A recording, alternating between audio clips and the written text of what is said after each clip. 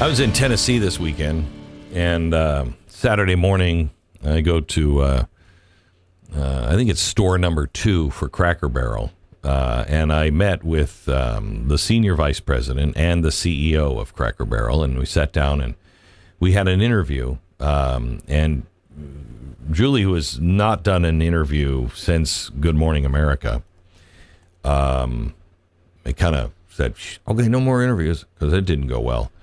This was her first interview since then, and you know, it was weird because I got off the plane, and somebody on the plane said, "What are you doing here?" And I said, "I'm going to go interview the CEO of Cracker Barrel," and the immediate response was, "Get her." I was like, "Wow, okay, all right, thank you." I get into the car, and the Uber driver says to me, "What are you doing here?" And I said, "I'm going to meet with the person at Cracker Barrel." Boy, she really screwed things up. You hold her feet to the fire. I mean, I've never seen anything like that. You know, I started the interview with her honestly, and I said, "Look, I'm not here to get you. I'm not here to do anything but ask you questions that I think everybody in America wants to know. Like, what the hell were you thinking?" And I asked her all of the really pointed questions. Ricky, the TV executive producer, said, "There's no way no way. I know you. You're going to soften. There's no way." And when I got up afterwards, she was like, "Wow, okay, you really didn't soften. There was you asked all of those questions." Because I thought they were fair. And I told her, I hate conflict. I'm not here for conflict. I'm not here. I don't need to make a name for myself by giving you a hard time. I don't care about any of that. I just want to do my job and ask you what happened here. And I said, so I'm going to ask you really uncomfortable questions. And she was prepared.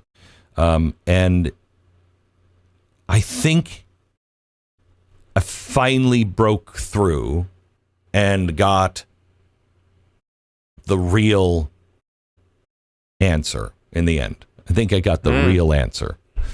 And it came from one of the questions I asked was, are you surprised you haven't been fired yet?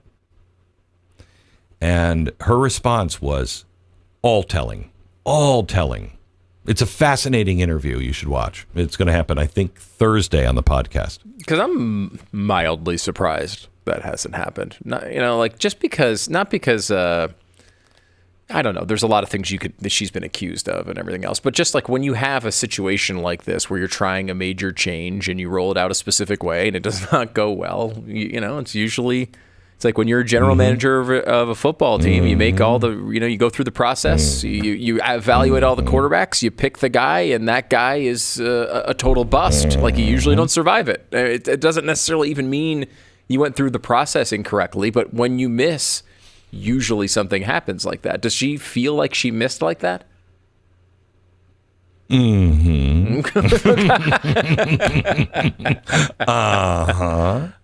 she does. She's a very bright woman. She ran Coach, the Purse place or whatever, the Coach brand. Godiva chocolates, Taco Bell, the global. She's a Fortune 500 CEO. She's very, very competent, very competent. So how could somebody very, very competent make this mistake? Does she walk you through that, how that happened? Uh-huh. Oh, wow. Yeah, she does. And what's interesting is they brought the senior vice president was also sitting there. He has been brought in since, he had been there for like 30, 35 years. A really good guy. And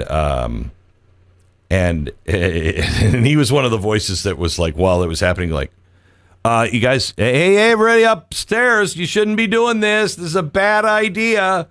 And so after they were like, hey, you know what, who was saying this? Let's bring him upstairs. And it was interesting to talk to him because he's been there long before she got there. And so he kind of gave the view of, here's what happened before she got here, and here's where she came in, and here's what happened.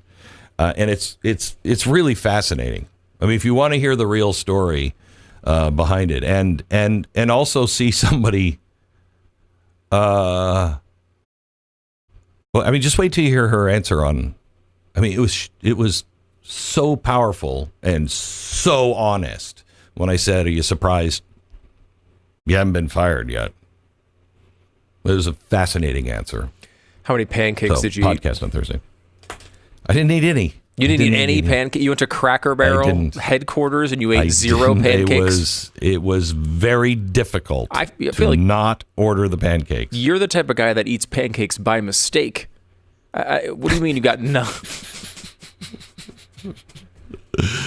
I was looking at my wife. My wife was sitting off the side of the camera, and I'm looking at her. I'm like, she's so beautiful, and I eat pancakes too many times, and she has to live with this, the pancake wearing shoes. I'm not going to order the pancakes. Anyway,